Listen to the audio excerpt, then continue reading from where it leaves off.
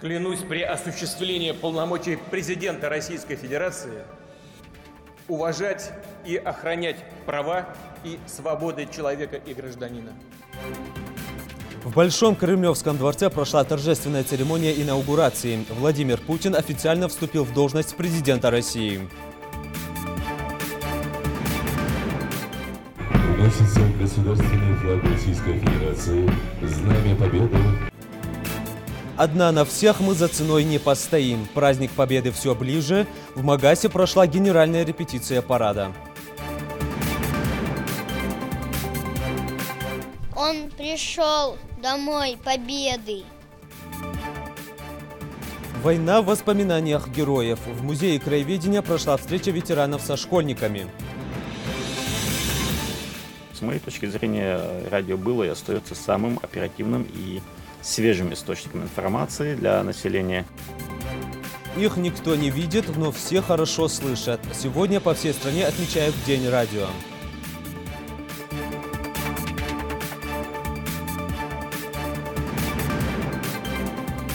%51 у нас оплаты за поставленный газ по результатам первого квартала.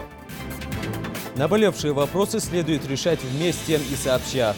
Какие проблемы поднимались на сходе граждан в Карабулаке, расскажем в этом выпуске.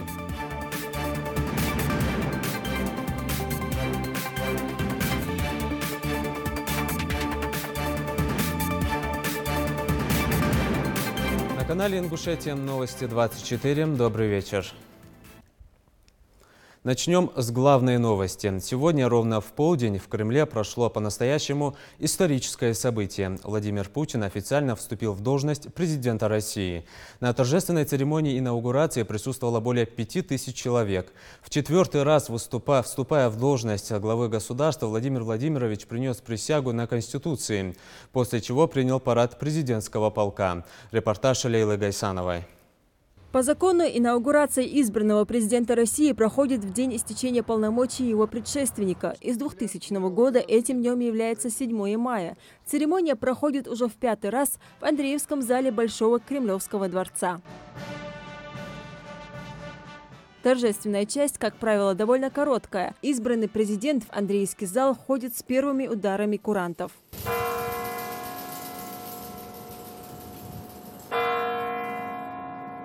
Проход к трибуне под звуки фанфары «Наш президент» написанный специально для церемонии.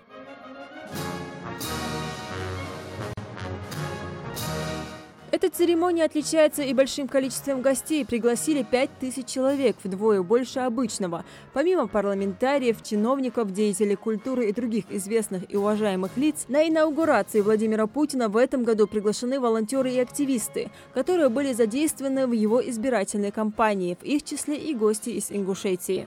При вступлении в должность президент Российской Федерации приносит присягу, утвержденную Конституцией Российской Федерации. В Андреевском зале Владимир Путин принес присягу, которая закреплена в 82-й статье Главного закона России и состоит из 33 слов. Клянусь при осуществлении полномочий президента Российской Федерации уважать и охранять права и свободы человека и гражданина, соблюдать и защищать Конституцию Российской Федерации, защищать суверенитет и независимость, безопасность и целостность государства, верно служить народу. Владимир Владимирович Путин вступил в должность президента России.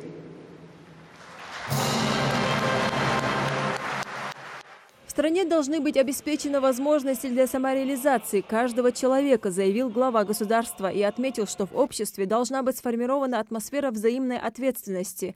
Россия должна быть современной и динамичной. Нужны прорывы во всех сферах жизни. И предстоящая напряженная работа требует участия всего российского общества, вклада всех ответственных политических и гражданских сил, объединенных искренней заботой о России. Такая поддержка важна и для отстаивания наших позиций на международной арене, и для решительных действий ради глубоких позитивных перемен внутри страны. Россия должна быть современной и динамичной, должна быть готова смело принимать вызовы времени, и также энергично отвечать за них. чтобы последовательно наращивать свое лидерство в тех сферах, где мы традиционно сильны. И уверенно, кропотливо, собрав волю в кулак, работать там, где мы еще должны будем добиться нужных для нас результатов, там, где сделано еще явно недостаточно. Чем больше людей, представителей любой профессии, любого социального статуса и уровня полномочий осознает значимость своей роли в улучшении жизни, тем эффективнее, быстрее будет наше движение вперед. Сейчас страна должна использовать все имеющиеся у нее возможности для решения внутренних, самых насущных задач развития. Новое качество жизни, благополучие, безопасность, здоровье человека – вот что сегодня главное, в центре внимания. Президент заявил, что считает смыслом своей жизни – сделать все для благополучия страны. Как глава государства сделаю все, чтобы приумножить силу процветания и славу России. Чтобы оправдать запросы общества и надежды граждан страны, мы обязательно добьемся успеха. Верю, так и будет. Сделаю для этого все, что в моих силах. Ну а после официальной части на Соборной площади глава государства принял парад президентского полка. Товарищ президент Российской Федерации, президентский полк, в честь вступления в должность президента Российской Федерации построен. Командир президентского полка полковник Филякин. Здравствуйте, товарищи!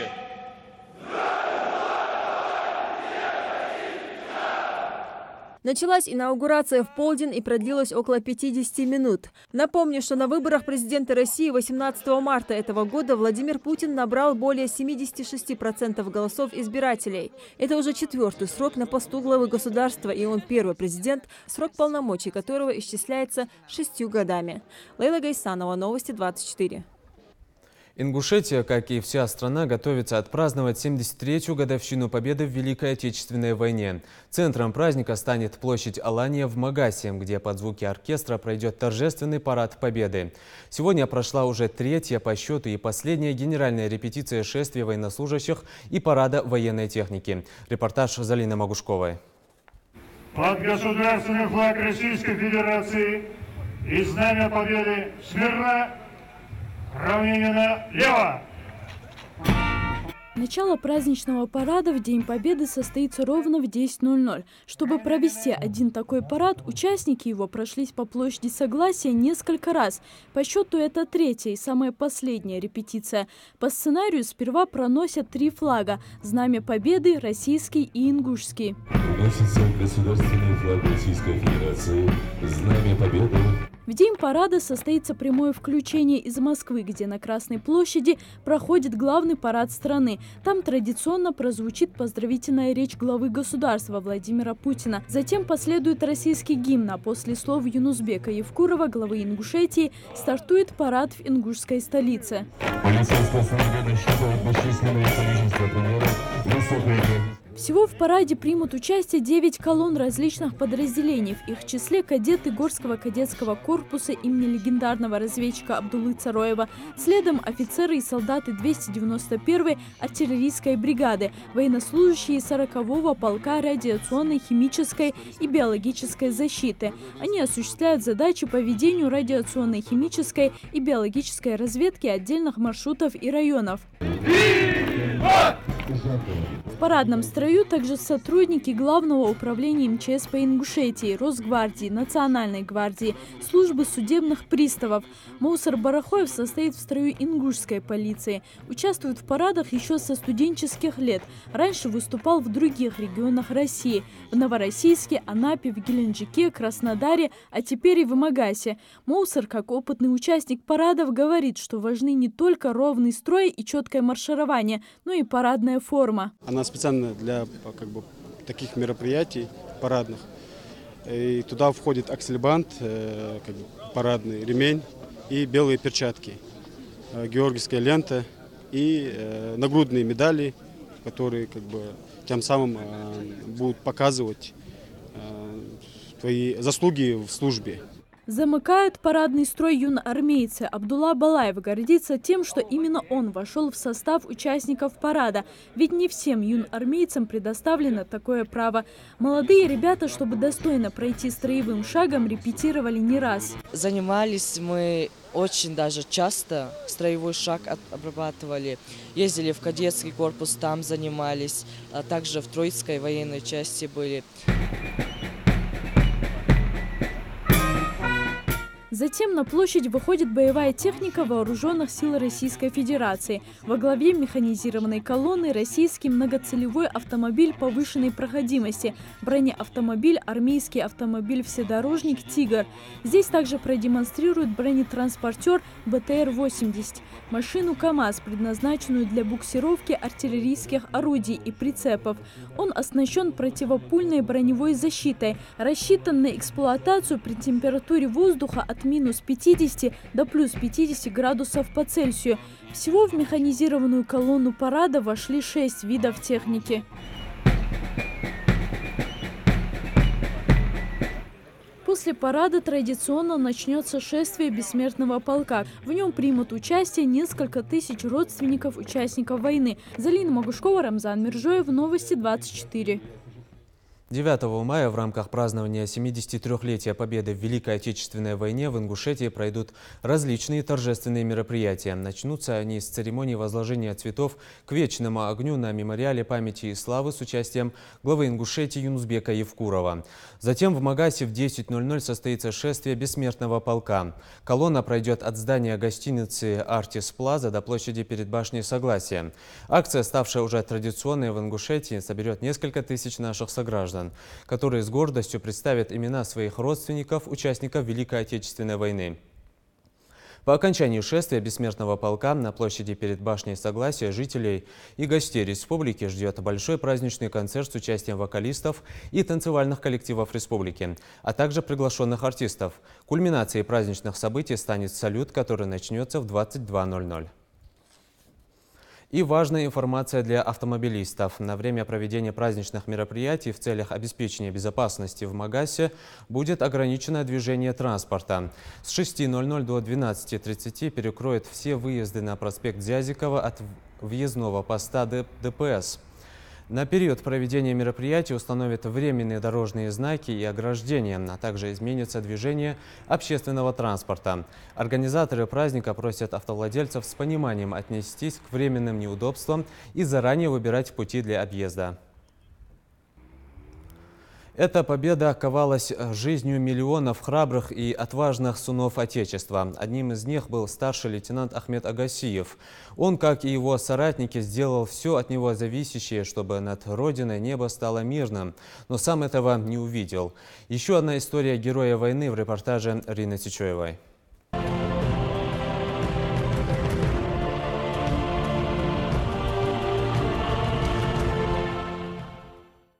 Несколько фотографий и пожелтевшее от времени письмо тех самых военных треугольников. В семье Руслана Агасиева его берегут как реликвию. Это первое письмо, которое им с матерью прислал отец, участник Великой Отечественной войны Ахмед Агасиев. Написанное химическим карандашом, оно чудом сохранилось. Письмо ветеран Великой Отечественной Ахмед Агасиев написал своей жене. Здесь он пишет: «Здравствуй, Тамаре. Я жив и здоров. Нахожусь в Краснодарском крае. Через несколько дней отправлюсь на фронт. Пришли, пожалуйста, фотографии моих детей, Розы и Руслана». Когда отец ушел добровольцем на фронт, Руслану, сыну ветерана, было всего лишь 3 месяца, а старшей дочери Розе 2 года. Оставшаяся с 2 маленькими детьми жена Ахмеда Агасиева Тамаре выполняла самую трудную работу. Наравне с мужчинами она, хрупкая молодая девушка, работала на железнодорожной станции. Через некоторое время Ахмед Агасиев присылает второе письмо.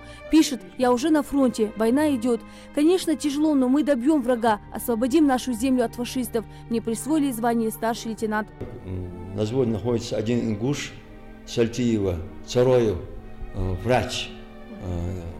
И там он был военный врач. Так, очень хорошо у нас идет. С нами там и донские казаки были, и с Новочеркасска, и с Ростова, и русские. Все очень дружно воевали, мы, говорит. Нормально было. Следующую весточку семья Агасиевых получила после большого перерыва. В ней он пишет, что уже находится за границей, очень болен и в госпитале. Про боевые награды семья Агасиевых узнала тоже из письма. Я помню, что красной звезды было, а второй я не могу припомнить. Война закончилась. Семья Агасиевых верила, что живой и здоровый отец вернется домой. Но в одно утро жене и детям его боевые товарищи сообщили, что лейтенанта Агасиева больше нет в живых. На аллее Победы в Назрани на мемориальной плите его фамилия, но по каким-то причинам имя и отчество совсем другие. Племянник Ахмеда Агасиева Руслан о дяде знает лишь по рассказам матери. Высокий и стройный юноша. При нанесении текста допустили ошибку. Фамилия написана правильно, но имена написаны неправильно. Он является Агасиев Ахмед Дзарахметович. Это мой родной дядя по матери. Родился намного позже. Я его, конечно, живого не видел, но по рассказу моей матери, он был в семье старший, потому как у них уже отца не было, он был у них из-за отца, из-за старшего брата. И, собственно говоря, это был глава семьи.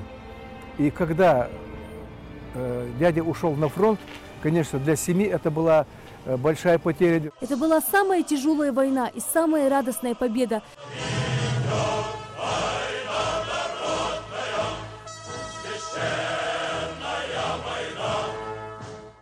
Простые советские солдаты, которые так и не увидели мирного неба. Через их раны и потери, через их подвиг и труд пришла к нам великая победа. Рина Сычоева, Джамалил Тамасханов. Новости 24. Так же, как и Ахмед Агасиев, с полей сражений во время Великой Отечественной войны домой не вернулся и Алаудин Алиев.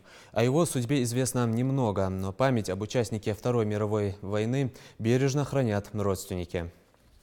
Алаудин Алиев родился в 1918 году в сельском поселении Верхние Ачулуки. Был призван на войну Ачулутским военным комиссариатом. Командир взвода малых танков 411-го отдельного танкового батальона 11-й армии. Он погиб 27 октября 1942 года. Данные стали известны благодаря Центральному архиву Министерства обороны России. У моего деда было 4 сына.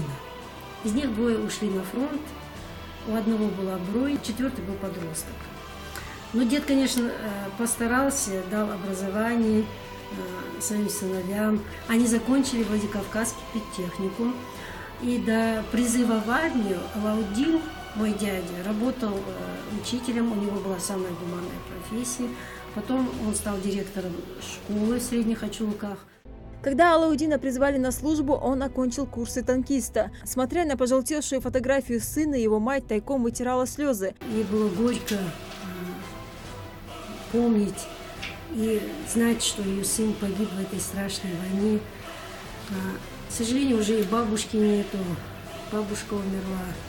А память о них мы, дети, его братьев, сестер, сохраняем каждое 9 мая, чтобы наши, не то что мы, чтобы наши дети потом помнили, чтобы в них воспитать достойное поколение. Родственники стараются передать память о подвигах Алаудина потомкам, рассказывая о нем и показывая письмо, которое он прислал с фронта.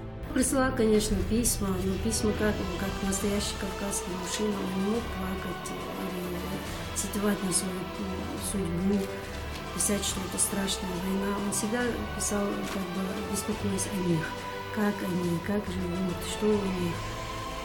Но, к сожалению, когда во время ссылки многие документы были утеряны. Спросить и выяснить какие-нибудь подробности о его жизни уже не у кого. Единственный живой свидетель, сестра, была маленькой и практически ничего не помнит.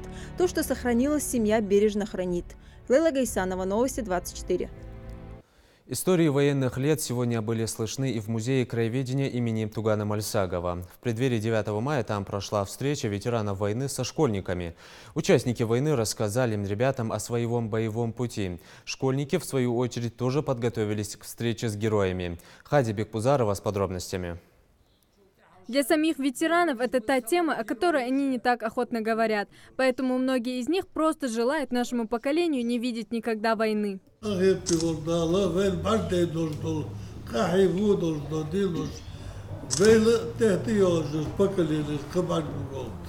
Среди приглашенных сегодня и Камбулат Гайсанов, который попал на войну 16-летним подростком. В годы Великой Отечественной войны он был в партизанском отряде, затем участвовал в боях за Малгобек. В сентябре 1942 года был ранен и контужен, и после полученных травм не смог вернуться в строй. С того времени прошло уже 76 лет, но картина ожесточенной войны перед глазами до сих пор, признается ветеран.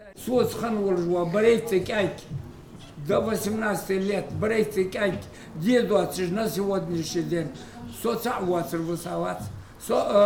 под Вольштана 23 сутки без сознания, черепа, операция, Дети слушались большим интересом ветеранов. Школьники и не представляют, через что прошли эти старики, но отлично понимают, что именно их надо благодарить за мир. Ребята подготовили для них песни и стихи.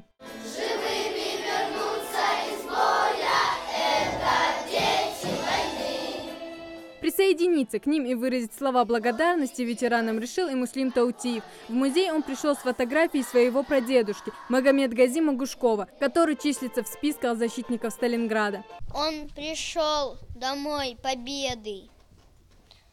И я хочу рассказать в честь День Победы стих. Что такое День Победы? Это утренний парад. Едут танки и ракеты, марширует строй солдат. Что такое День Победы? Это праздничный салют. Фейерверк взлетает в небо и кричит там и тут. Этот день, 9 мая, один из самых значимых праздников для нас, ведь очень много наших земляков участвовало практически во всех сражениях. Они ценой своей жизни защищали Родину. Многие из них были удостоены почетных званий и медалей. Немало имен уроженцев Ингушетии высечено на мемориальных плитах нашей республики, а также других городов России. Эти люди вложили огромный вклад в победу над фашизмом, и в свою очередь наше поколение обязано помнить их подвиги. А именно такие мероприятия и способствуют сохранению памяти о наших героях. Хайди Бекбузарова, Маирбек Миржоев, Новости 24. А в лицее Магаса в канун Дня Победы прошел конкурс «Строи и песни», в котором соревновались учащиеся начальных классов. Школьники продемонстрировали навыки военного дела, отличившиеся получили дипломы и подарки. Лариса Аздоева расскажет. В конкурсе приняли учащиеся начальных классов. Юные патриоты прошли торжественным маршем. Каждый отряд под свою песню. И Анна Козлова признается, что участвует в таком мероприятии впервые и готовилась к нему долго и основательно. Я очень волновалась, но в другой раз я буду увереннее. Мы готовились к этому мероприятию очень долго. Мне нравится в таких мероприятиях участвовать. 8 команд в оригинальных костюмах показывают военные навыки, дружно выполняют команды и поют патриотические песни. Для ребят это серьезное испытание. Самому старшему участнику конкурса 11 лет, но ответственности не меньше, чем у взрослых. Звезда одинокая, и туман прозрачный лежит у реки. Большим количеством отрядов командуют юные представительницы прекрасного пола. Впрочем, их приказы безукоризненно выполняют все бойцы.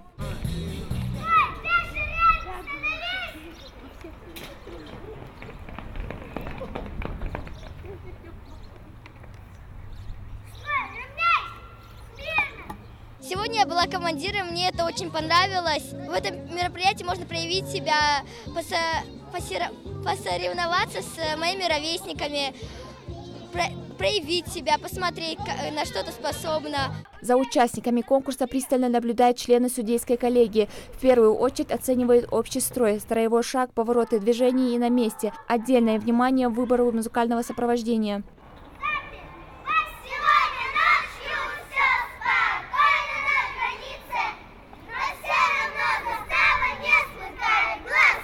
Целью своей мы видим это сохранение исторической памяти и чувство патриотизма у подрастающего поколения.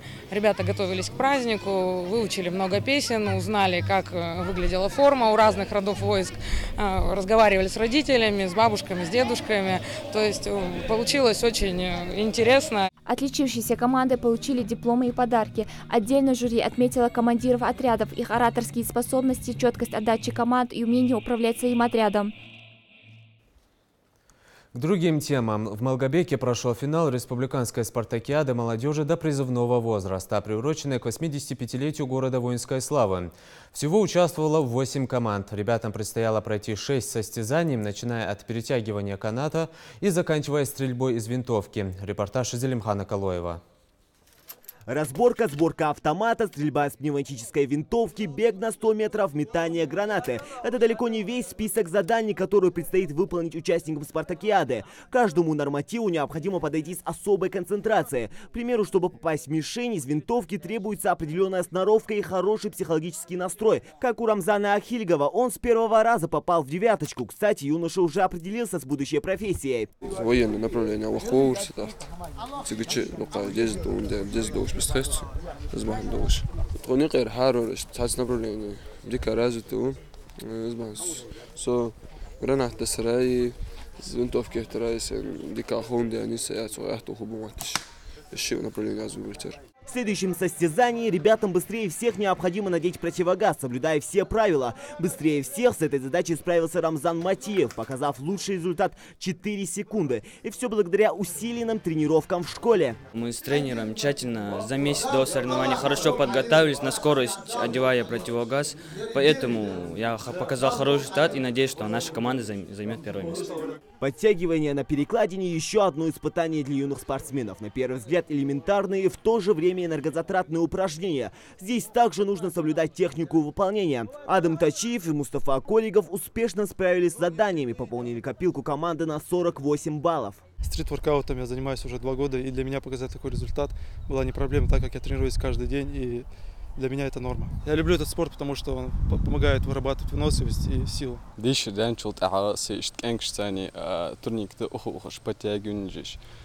цогочам қита азбахандолжи уқызы дикайолизат ханеса. 8 команд по всей республике, по 6 участников в каждом. Обязательное условие – допризывной возраст. Поэтому организаторы тщательно проверяют паспорта участников. Спартакиада – это прекрасная возможность для ребят проверить свои навыки как физической, так и психологической подготовки. Соревнования в этом году приурочили к 85-летию Малгобека. Отборочный этап проходил в каждом муниципалитете Ингушетии, поэтому в финальных состязаниях встретились самые выносливые. Все хотят себя проявить, показать. Ну и, конечно же, именно юноармейские команды сейчас пытаются взять лидерство.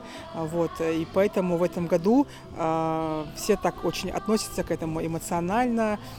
Я этому рада, потому что настрой у молодых ребят, вы видите, мы их уже несколько раз позвали покушать, пообедать. Они все нет, мы докончим, мы хотим вот все до конца доделать.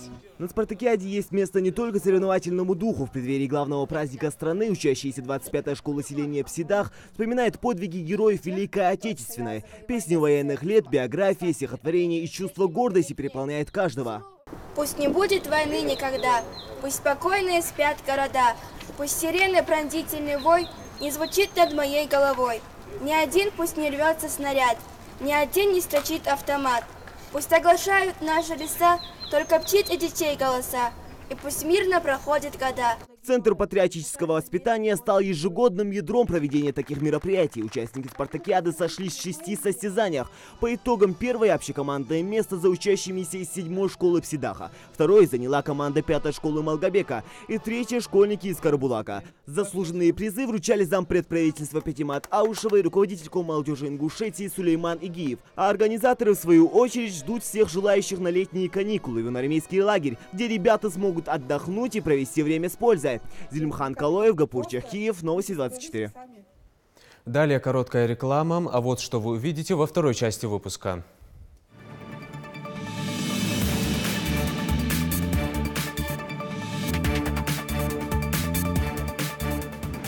Их никто не видит, но все хорошо слышат. Сегодня по всей стране отмечают День радио. Наболевшие вопросы следует решать вместе и сообща. Какие проблемы поднимались на сходе граждан в Карабулаке, расскажем в этом выпуске.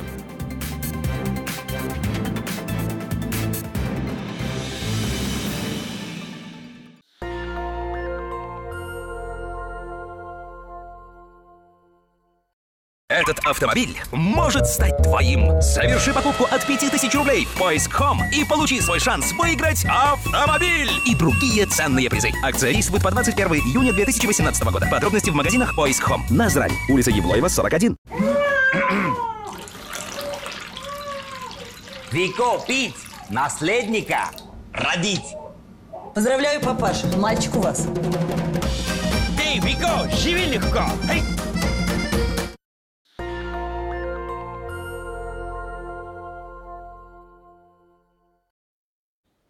Продолжаем выпуск. Сегодня день российского радио. 24 часа в сутки и 7 дней в неделю радищики трудятся, рассказывая нам самые последние новости, проводя интерактивы и поднимая настроение зажигательной музыкой.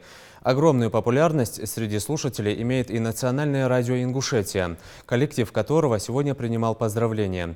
О том, как отметили в свой профессиональный праздник на волне 88,8 FM, расскажет Амина Бокова. С праздником вас! И пусть ваши года все дольше и дольше и дольше продолжаются. Праздничный утренний эфир Национального радио, как и полагается, начинается с поздравлений. В прямом эфире на связи коллеги из Кабардино-Балкарии. Радиоведущая Мадина Горданова обращается к работникам Национального, ну и, конечно же, к слушателям волны 88,8 FM. Мне хотелось бы вам, коллегам, пожелать ярких, красивых, интересных проектов, хороших эфиров, ну и, безусловно, преданных слушателей.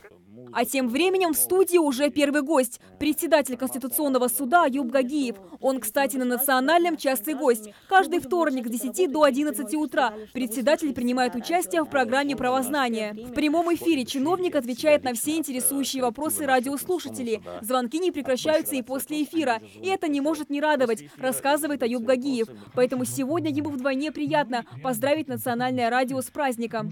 С моей точки зрения, радио было и остается самым оперативным и свежим источником информации для населения и наиболее доступным. Следующий гость – народный артист Республики Ингушетия Осман Имагожев. День радио певец по праву считает своим профессиональным праздником. Ведь более 30 лет он проработал солистом на чечено-ингушском радио. Но сейчас он активный слушатель Национального. Как и для многих автолюбителей, для него волна 88 и 8 FM в дороге стала традицией. Всей души поздравляю вашу компанию. Почему? Потому что мне нравится ваша студия, как вы оформляете так профессионально. И коллектив ваш очень молодой. И я уверен, что все будущее еще впереди. Заглянул в гости Национального радио и народный мэр Алихан Тумгоев. Помимо поздравлений, руководитель администрации Назрани рассказал о развитии города, в том числе о проекте «Комфортная городская среда», который успешно реализуется в нашей республике. Наши жители изъявили желание в этом голосовании благоустроить территорию в районе Абигу. Это у нас между дворцом спорта и 6-й школой, которая располагается в Абигу. В этой территории наши жители проголосовали, чтобы мы эту территорию благоустроили. И территорию вдоль Охотчевского канала, это центральный округ города Назрань, идущая дорога в 4-ю школу. Жители региона, в свою очередь, смогли задать все интересующие вопросы Алихану Тумгоеву в прямом эфире. К слову, на Национальном радио народный мэр частый гость. И ни одно из обращений, прозвучавших в эфире, не осталось без внимания. До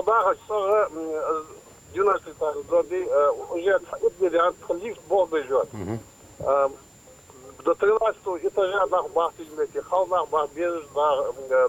пожилые люди там живут.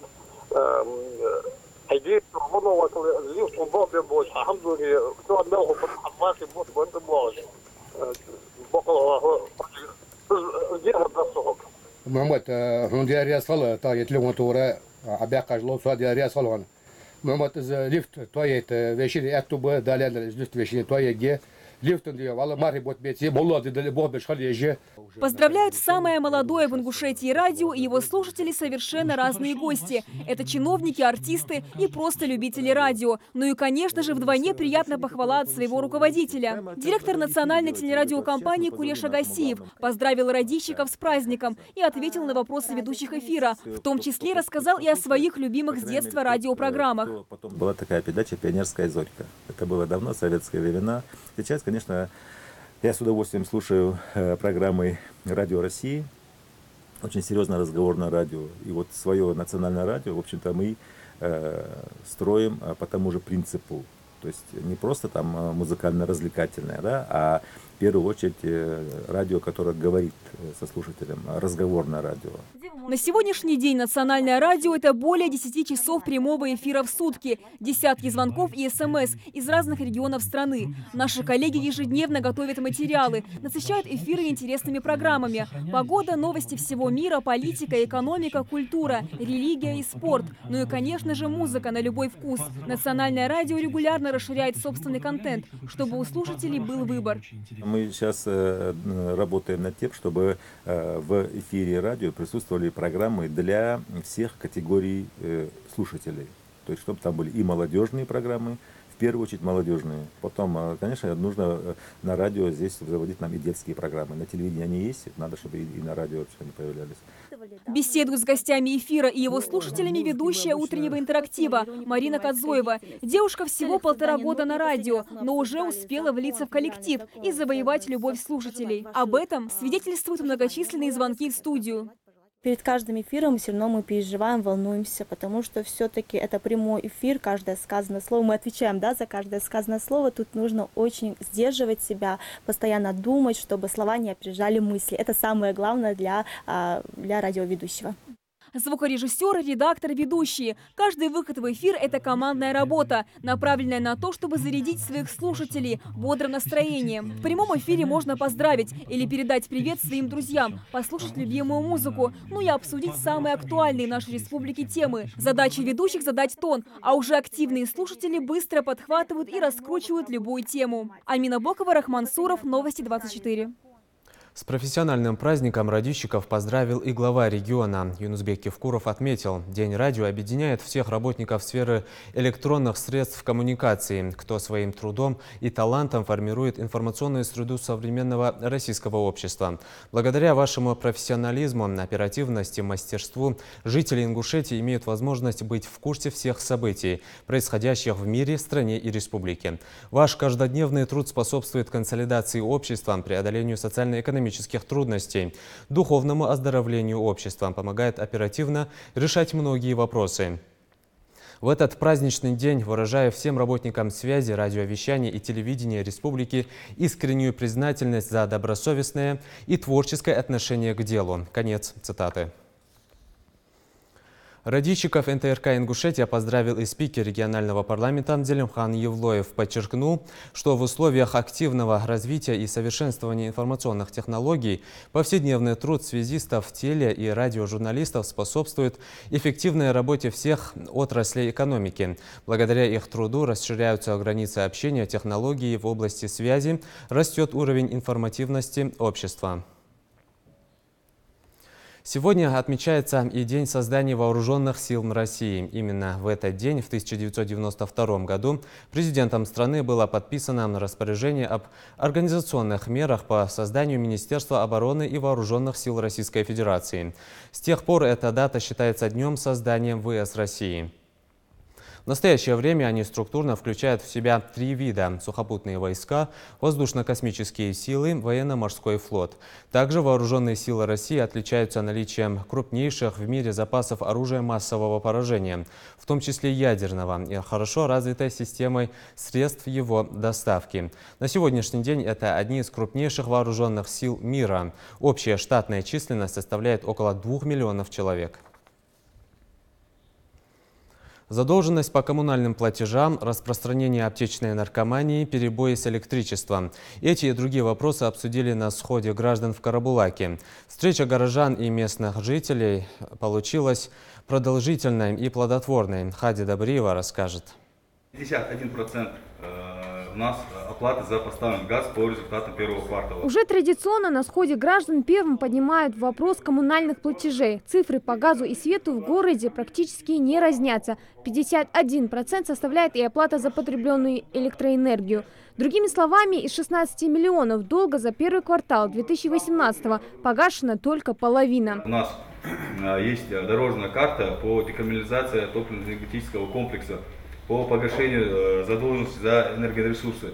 Соответственно, если каждый из нас не будет производить оплату, то у нас по дорожной карте мы поставленных целей, поставленных показателей не достигаем. А что делать, если платишь исправно, но уже несколько лет не меняется ситуация со слабым напряжением и перебоями электричества? Этот вопрос задает житель уже небезызвестной улицы Градусова 2-го микрорайона Тухан-Ювлоев. Мощности трансформатора явно не хватает для обеспечения электричеством десятков абонентов, чье количество в разы превышает допустимую норму. Эта проблема остается актуальной уже не первый год. Мы оплачиваем не один раз, а 2-3 раза мы за свет платим, потому что приходится ставить стабилизаторы, приходится ремонтировать холодильники, телевизор, видишь, Вы когда собираетесь этот вопрос решить? Куда нам дальше обращаться? Жители переживают очень сильно. Там нужен дополнительный трансформатор. Буквально неделю назад мы опять встречались с руководством МРСК, Джандигов ездил туда.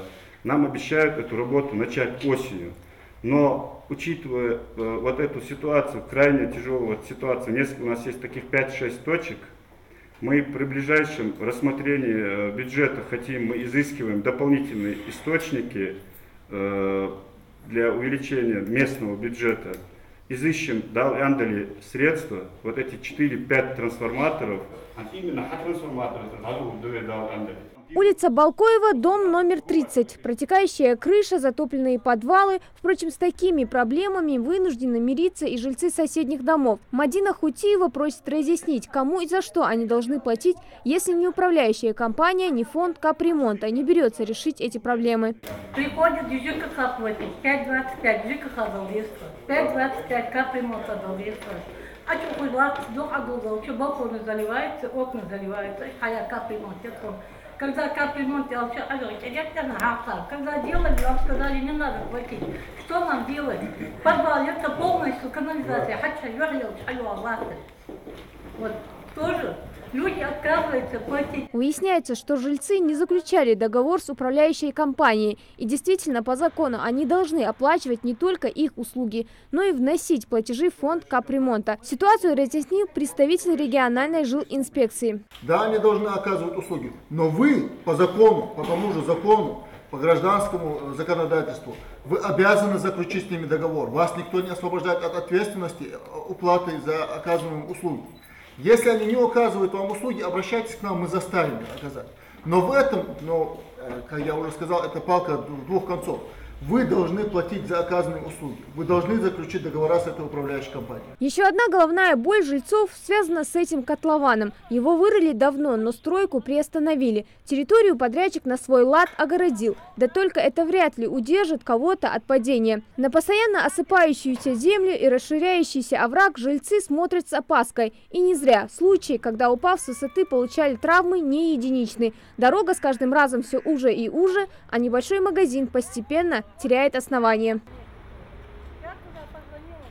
Этот вопрос местные власти обещают взять на контроль. Следующий на повестке дня – борьба с аптечной наркоманией. По данным городского отдела МВД, только за последние 4 месяца зафиксировано уже 15 фактов изъятия психотропных и наркотических веществ. Если по 5 фактам это конкретно изъят наркотик, и по части 1 и 2 статьи 228 возбуждены уголовные дела и есть лица, которые направлены в суд, то по остальным у нас идет отказные материалы, потому что вы знаете, что если, например, элементарно мы изымаем какое-либо наркотическое вещество, то если оно не подпадает под определенный грамм, конкретно своя сетка, то этот человек освобождается от уголовной ответственности, и нам приходится его привлекать к административной ответственности.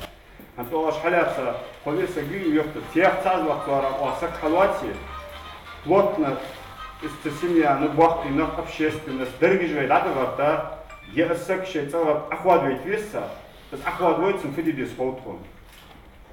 Или юрта охватывает без другого варианта я лично не вижу, может слишком эмоционально тут, чтобы да, дохтанды юрта сек охватывает, но да знамя зяхар цуцидеш, ши дизлупо вирги соцвет цимогуш было, сего адли яхтсен дехам, что яхтс адло.